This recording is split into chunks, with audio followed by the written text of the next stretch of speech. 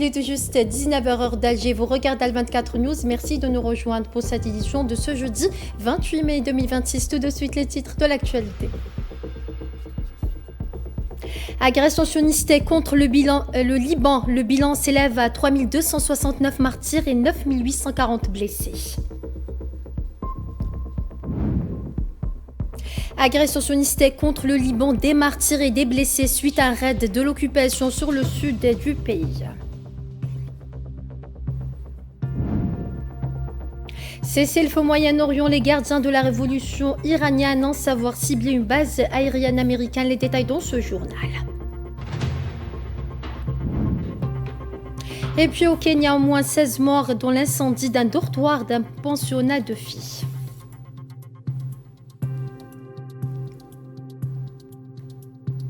Bonsoir à tous, si vous venez de nous rejoindre, on entame ce journal avec le dossier libanais. Le bilan de l'agression sioniste contre le pays s'élève à 3269 martyrs et 9840 blessés depuis le 2 mars, a annoncé mercredi soir le ministère libanais de la Santé. L'entité sioniste poursuit ses attaques contre le Liban en violation de la trêve entrée en vigueur le 17 avril dernier.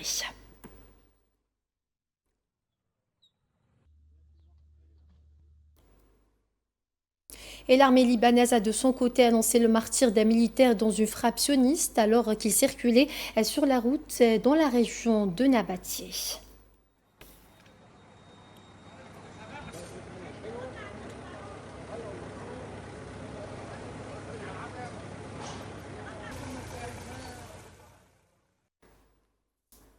Et au moins 16 personnes sont tombées en martyrs ce jeudi dans des frappes menées par les forces sionistes sur le sud du Liban, malgré un cessez-le-feu en vigueur depuis le 17 avril. On fait le point avec Naïla Hamouda. Les menaces de l'entité sioniste sont désormais mises à exécution. Malgré un cessez-le-feu théoriquement en vigueur depuis la mi-avril, les frappes sionistes se multiplient au Liban. L'armée sioniste a étendu sa zone de combat à tout le territoire situé au sud du fleuve Zahrani, à quelques kilomètres de la frontière. Une escalade militaire d'une ampleur inédite ces dernières semaines. Plus de 120 frappes aériennes ont été menées ces dernières heures. Parmi les cibles visées, le barrage de Karoun, principal réservoir d'eau du Liban, infrastructure stratégique essentielle à la sécurité hydrique du pays. Des routes, des bâtiments résidentiels ainsi que plusieurs infrastructures civiles ont également été touchées. À Taïr, dans le sud du Liban, des quartiers entiers portent les stigmates des bombardements. Immeubles effondrés, incendies, familles contraintes de fuir dans la panique. Ce sont les maisons et les moyens de subsistance de toute personne. Ce sont tous des civils. Il y avait 20 maisons et 20 familles, et elles ont toutes disparu sans raison. Il n'y a aucun membre du Hezbollah ou quoi que ce soit de ce genre, ce n'étaient que des civils. Selon le ministère libanais de la Santé, ces frappes ont fait des dizaines de morts, parmi lesquels des femmes et des enfants, ainsi que de nombreux blessés. Quelques heures après les frappes sur terre, l'aviation sioniste a également ciblé Chouifet, dans la banlieue sud de Beyrouth, pas très loin de l'aéroport international, une première attaque dans ce secteur depuis le 6 mai dernier. Sur place, des nuages de fumée se sont élevés au-dessus des zones résidentielles touchées, tandis que les habitants dénoncent une campagne de destruction qui frappe essentiellement les civils. Cette nouvelle escalade intervient à la veille d'une réunion militaire entre le Liban et l'entité sioniste prévue vendredi au Pentagone, avant une nouvelle session de discussion sous médiation américaine les 2 et 3 juin prochains. Un timing qui interroge comment parler de paix pendant que les bombardements se poursuivent et que les Libanais continuent de payer le prix fort. Cette nouvelle offensive marque surtout une dangereuse extension du conflit à l'ensemble du sud libanais. En visant des infrastructures vitales, l'entité sioniste impose un rapport de force qui fragilise encore davantage un Liban déjà plongé dans une grave crise économique et sociale. Pour de nombreux observateurs, ces frappes traduisent aussi la volonté de l'entité sioniste d'imposer ses conditions avant toute négociation, en maintenant une pression militaire maximale sur Beyrouth. Mais sur le terrain, ce sont surtout les populations qui se retrouvent piégées entre logique de guerre, calcul géopolitique et impasse diplomatique. Le risque désormais est celui d'un embrasement régional plus large dans un Moyen-Orient déjà sous très haute tension. Dans le même contexte, les Libanais ont dénoncé ce jeudi la nouvelle escalade sioniste avant les pourparlers de Washington.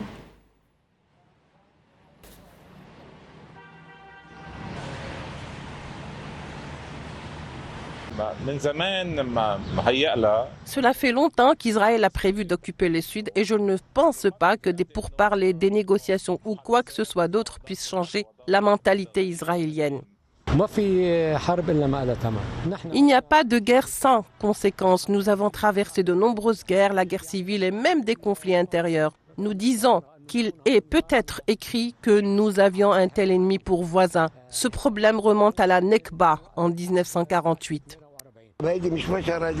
Ces gens ne sont-ils pas humains ? Outre la destruction des bâtiments et des pierres, des vies humaines sont également perdues. Regardez ces scènes sur la route. Partout où vous passez, vous voyez quelque chose de déchirant. Des gens dormant à même le sol, d'autres dorment dans leur voiture. Où est le monde arabe ? Où est le reste de l'humanité ? N'y a-t-il donc aucune pitié ?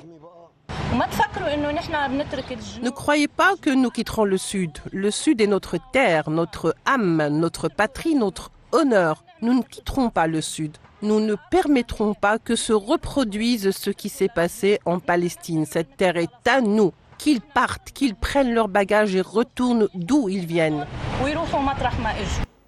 Et justement, pour parler de la situation qui ne cesse de se détériorer au Liban, nous avons avec nous en direct de Beyrouth la journaliste libanaise Pascal Asmar. Bonsoir Pascal, merci d'avoir accepté notre invitation. Bonsoir, merci. Tout d'abord, comment expliquer l'intensification des bombardements sionistes contre le Liban en pleine négociation entre le Liban et l'occupation sioniste ? En fait, il y a deux choses qui l'expliquent. Premièrement, la possibilité de conclure un accord entre Téhéran et Washington. On le sait, c'est vraiment le scénario que redoute le plus le gouvernement d'extrême droite de Benjamin Netanyahou, parce que, bien évidemment, il souhaite relancer la guerre contre Téhéran. Donc, la perspective qu'il y ait un accord qui puisse être conclu, ça veut dire que forcément, Tel Aviv va sortir vaincue de cette guerre qu'elle a elle-même initiée. Et puisque cet accord-là inclut le Liban, parce que Téhéran insiste à ce que la guerre cesse sur tous les fronts, y compris le Liban, avec bien évidemment le retrait des forces israéliennes, ceci bien évidemment complique les choses, parce que déjà ils ont les Israéliens, ils ont perdu sur le front iranien, et donc maintenant ils vont perdre également sur le front libanais. Donc c'est vraiment une perspective qui les dérange. Et donc de l'autre côté, il y a cette perspective de négociation. Donc les négociations commencent demain avec la délégation militaire libanaise. Ce sont bien évidemment, il faut le rappeler, des négociations qui divisent les Libanais. Tout le monde n'est pas d'accord, que ce soit au niveau de la classe politique ou même au niveau de la population. Mais malgré tout, le gouvernement et le président de la République insistent à mener ces négociations-là. Et bien évidemment, Israël compte autant que possible avoir des points, disons, dans cette guerre-là. Et ces points-là, elle pourra bien évidemment les utiliser le jour des négociations afin de pouvoir obtenir des gains stratégiques. Mais encore une fois, il faut savoir que tout ce que Israël est en train de mener, c'est vraiment un jeu de désespoir. C'est vraiment un signe de désespoir parce que jusqu'à présent, cette entité-là n'a pas pu fixer un seul point en territoire libanais. C'est-à-dire que ce sont que des invasions, des agressions, des bombardements. Mais jusqu'à présent, le Hezbollah lui complique la tâche de pouvoir ériger au moins un point de fixation dans les territoires qu'elle est en train d'agresser. Pascal, l'Iran exige dans les négociations avec Washington l'arrêt des bombardements contre le Liban, l'intensification des agressions. Est-il une volonté de la part de l'occupation sioniste de mettre en échec les négociations irano-américaines ? Forcément, bien évidemment. On le sait, Donald Trump, il a besoin en fait d'une sortie parce que jusqu'à présent, la guerre en Iran lui a coûté énormément, que ce soit en termes de popularité, d'argent ou bien au niveau du bilan humain, parce qu'ils ont quand même perdu des soldats. Donc il veut cette sortie-là, mais en même temps, son alliance avec ce gouvernement d'extrême droite israélien lui complique les choses. Et Israël ne veut pas en fait. Cette entité-là, elle voudrait s'imposer. Benjamin Netanyahou l'a dit, et on le redit encore une fois, il a dit qu'il veut redessiner la carte du Moyen-Orient, il veut s'imposer comme le seul, le seul qui puisse imposer un peu les règles du jeu sur le front moyen-oriental. Donc il ne veut pas que Donald Trump signe cet accord-là, qui est une défaite sur le front iranien et une défaite sur le front libanais, parce que Téhéran l'a réitéré et le réitère toujours. il n'y aura pas d'accord si le Liban n'est pas inclus. Le Liban, c'est vraiment un article clé. Et il semble également, il y a eu également des informations que le Hezbollah est également représenté dans la délégation, dans une forme de délégation en Iran. Et c'est cette délégation du Hezbollah qui est en train également de faire part aux autorités iraniennes des demandes du côté, disons, du côté libanais. Et donc, avec cette formule-là, bien évidemment, Israël, forcément, ne sera pas contente. Pascal, brièvement, et dernière question, face à la crise économique qui perdure, quelles sont les initiatives locales ou les réformes structurelles prioritaires qui pourraient redonner espoir à la population libanaise et stabiliser la monnaie? Disons qu'actuellement, c'est vraiment la cessation de cette guerre parce que tant qu'il y a une instabilité de la sorte, il n'y a aucune perspective sur le plan national, je veux dire que ce soit sur le plan gouvernemental ou bien des initiatives dans le secteur privé ou même de la part disons, d'investisseurs internationaux. Le problème, c'est qu'actuellement, ça n'inspire pas confiance, personne ne veut investir. Donc, toute relance économique, toute stabilisation, jusqu'à présent, bien évidemment, la livre qui a été dévaluée à la suite donc de la chute du secteur bancaire et de toute la crise qui a eu lieu post-2019, elle a été quand même un peu stabilisée par certaines stratégies qu'adopte la Banque centrale. Mais il faut dire que pour améliorer la situation et pour pouvoir donner un peu de confiance et pour que le pays puisse se rétablir, il faudra forcément arrêter cette guerre-là et relancer un plan économique et bien évidemment une dynamique qui puisse donner une confiance aux investisseurs pour qu'ils puissent bien évidemment investir au Liban. Côté gouvernement, il y a jusqu'à présent aucun plan de relance. Il n'y a qu'une forme disons, de dépendance vis-à-vis de donateurs étrangers, en l'occurrence les pays arabes notamment. Asmar, journaliste libanaise, merci d'avoir répondu à nos questions. Merci à vous. Et dans le reste de l'actualité de ce journal, en Palestine occupée, le bilan de l'agression génocidaire sioniste contre la bande de Gaza en cours depuis le 7 octobre 2023 s'est alourdi à 72 819 martyrs et 172 894 blessés, selon un nouveau bilan communiqué ce jeudi par les autorités sanitaires palestiniennes. Les corps de 16 martyrs ainsi que 39 blessés ont été transférés vers les hôpitaux de Gaza au cours des dernières 48 heures, a indiqué la même source, notant que de nombreuses victimes se trouvent encore sous les décombres. Pour rappel, depuis l'entrée en vigueur du cessez-le-feu le 11 octobre dernier, 922 Palestiniens sont tombés en martyrs et 2786 autres ont été blessés, tandis que les corps de 781 martyrs ont été récupérés, a ajouté la même source.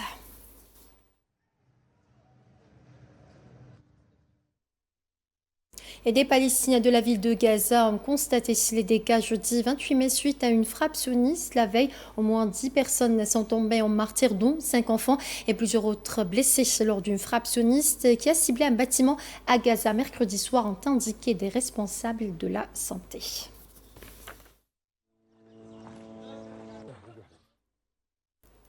Et dans le dossier iranien de ce journal, les gardiens de la révolution iranienne ont annoncé avoir ciblé une frappe aérienne américaine ce jeudi en réponse aux frappes menées par les États-Unis sur le sud du pays, selon ce qu'a rapporté la radio-télévision de la République islamique d'Iran. Un communiqué des gardiens de la révolution relayé par la télévision iranienne a indiqué que l'opération a visé la base aérienne américaine qui était à l'origine d'une attaque menée ce matin contre un site aux abords de l'aéroport de Bandar Abbas à l'aide de projectiles aériens. Aucune précision sur l'emplacement de la base américaine n'a été communiquée.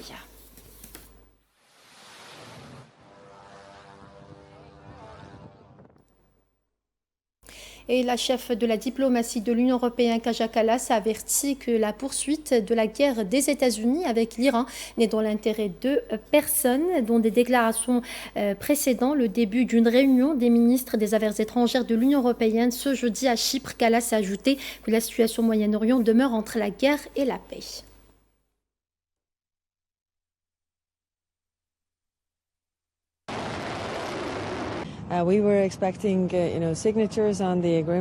Nous nous attendions à la signature de l'accord. Jusqu'à présent, nous ne l'avons pas. Mais à l'heure actuelle, je veux dire que le détroit d'Ormuz se trouve dans une situation étrange entre la guerre et la paix. Il est vraiment dans l'intérêt de tous que la liberté de navigation dans le détroit d'Ormuz soit respectée, car tout le monde en paye un prix très élevé. Bien sûr, nous discutons également d'autres aspects de la situation au Moyen-Orient, de la manière dont elle nous affecte et de la façon dont nous pouvons coopérer ensemble sur ces questions.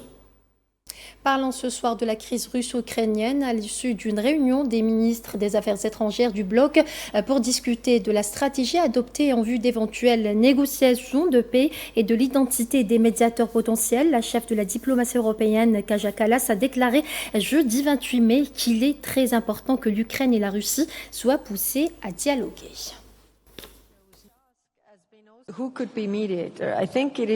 Vous savez qui peut jouer le rôle de médiateur? Je pense qu'il est très important d'inciter l'Ukraine et la Russie à dialoguer, car il y a tellement de questions que seules ces deux nations peuvent trancher. Certes, certains pays peuvent se livrer à une diplomatie de navette, mais au final, c'est à elles seules de s'asseoir à la table de négociation et de discuter des questions qu'elles seules peuvent résoudre. Autre information de ce journal, la Russie a signé jeudi 28 mai un accord avec le Kazakhstan pour construire la première centrale nucléaire du plus grand pays d'Asie centrale pour un coût d'environ 16,5 milliards de dollars, partiellement couvert par un important prêt à l'exportation de Moscou. Le Kazakhstan, premier producteur mondial d'uranium et pays ayant subi les conséquences des essais nucléaires soviétiques, discute de la possibilité de développer l'énergie atomique depuis au moins 2 décennies. La construction débutera en 2027 et le premier réacteur sera mis en service début 2034.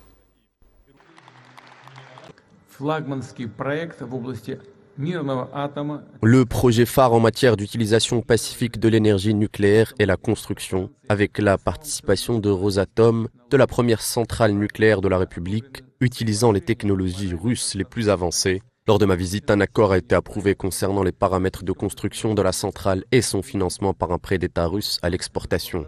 La mise en service de cette centrale contribuera de manière significative à l'approvisionnement énergétique de l'économie kazakh, en permettant aux entreprises et aux ménages d'accéder à une énergie propre et abordable. Je tiens à souligner, comme nous l'avons convenu avec le président du Kazakhstan, qu'il ne s'agit pas simplement de construire une centrale nucléaire, il s'agit de créer toute une filière, incluant l'éducation, la formation du personnel, etc.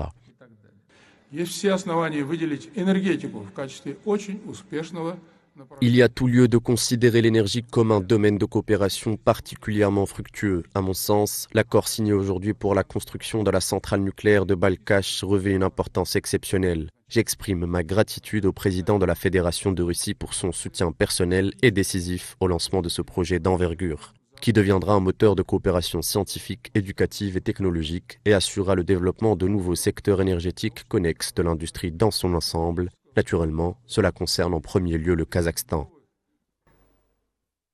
Autre actualité de ce journal, il réduisait les esclaves au statut de biens meubles, leur interdisait leurs droits humains. Le tristement célèbre Code noir qui régissait l'esclavage vient d'être aboli par l'Assemblée nationale française. 78 ans après l'abolition de l'esclavage, Paris tourne une sombre page de son histoire. Safwan Ben Sabri. Permettez-moi pour finir de faire une nuance importante. Nous ne sommes pas des descendants d'esclaves. Nous sommes les descendants d'êtres humains nés libres, puis réduits en esclavage. Je vous remercie. Dans une atmosphère chargée en émotions, le député écologiste Stevie Gustave conclut sa prise de parole par une nuance de taille, une humanisation des victimes de l'esclavage dont il est descendant. Il aura fallu 178 ans après l'abolition de l'esclavage pour que le Code noir soit enfin abrogé. Près de 2 siècles après la fin de ce douloureux épisode de l'histoire humaine, la France décide à abroger un texte d'une autre époque. 254 contre 0, l'Assemblée nationale a adopté. L'abrogation s'est faite à l'unanimité, 0 abstention, tant ce texte ne laisse aucune place au doute. Qu'est-ce que le Code noir ? C'est un ensemble d'édits et d'ordonnances royaux. Il réglementait la vie des esclaves noirs, définissait les droits des maîtres dans les colonies françaises, et réduisait les êtres humains au statut de biens meubles. Les esclaves étaient donc considérés comme des biens immobiliers vendus ou saisis, interdiction de mariage sans baptême catholique, interdiction de rassemblement, impossibilité de témoigner en justice. L'abrogation arrive 3 jours après la reconnaissance par le pape pour la première fois de la responsabilité directe de l'Église catholique dans la légitimation de l'esclavage au cours de l'histoire et est demandé sincèrement pardon au nom de l'Église. Dans le reste de l'actualité, des températures records en plein mois de mai. L'Europe et l'Asie font face à une vague de chaleur exceptionnelle provoquée par un phénomène appelé dôme de chaleur de Londres à New Delhi. Les autorités multiplient les alertes face à des températures inédites. Un épisode précoce qui relance les inquiétudes autour de l'accélération du réchauffement climatique mondial. Commentaire Imen Marat. L'Europe suffoque, l'Asie brûle. Du Royaume-Uni à l'Inde, une vague de chaleur précoce et exceptionnelle frappe simultanément plusieurs régions du globe avec des températures inédites pour un mois de mai.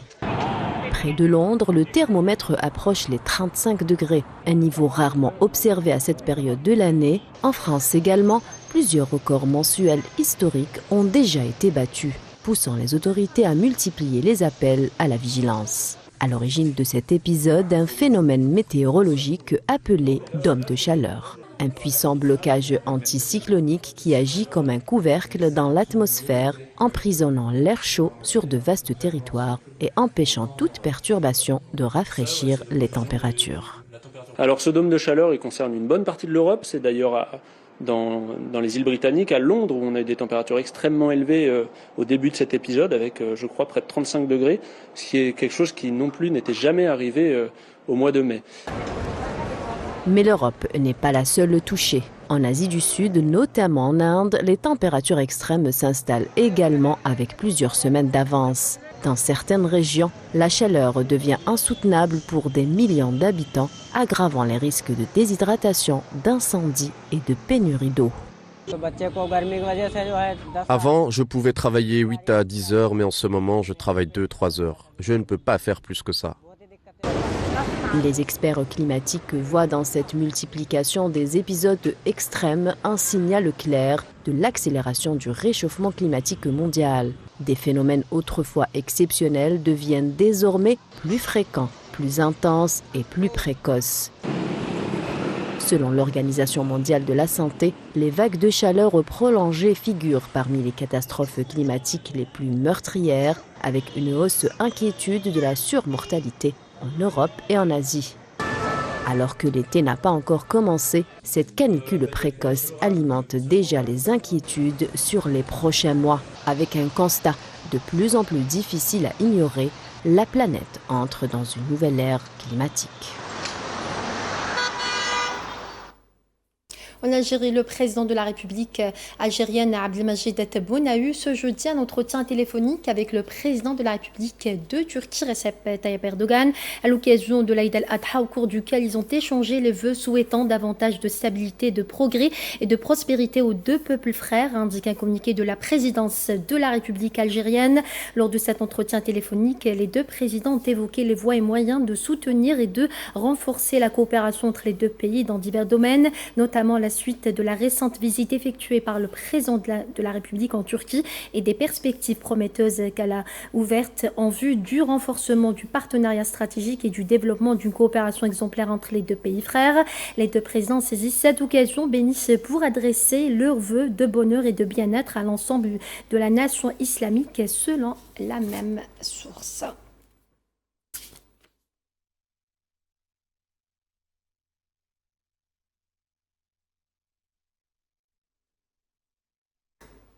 Et l'Algérie a participé aux célébrations de la Journée de l'Afrique au Brésil qui ont connu cette année un élan particulier au vu du nombre d'activités organisées, que ce soit par le groupe des ambassadeurs africains accrédités auprès du Brésil ou par le ministère des Affaires étrangères de la République fédérative du Brésil et d'autres institutions brésiliennes.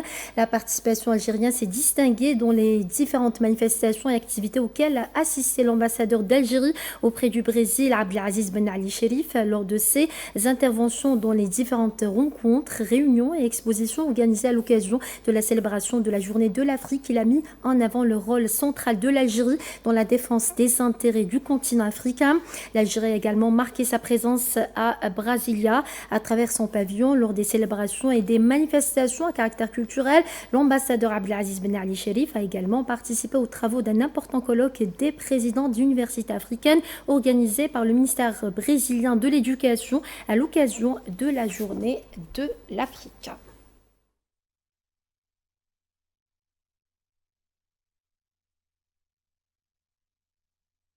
Direction le Kenya à présent où au moins 16 personnes, majoritairement des élèves, ont péri et 73 ont été blessés dans l'incendie qui a ravagé un dortoir d'un pensionnat. Défi au Kenya annoncé ce jeudi une source policière dans un nouveau bilan.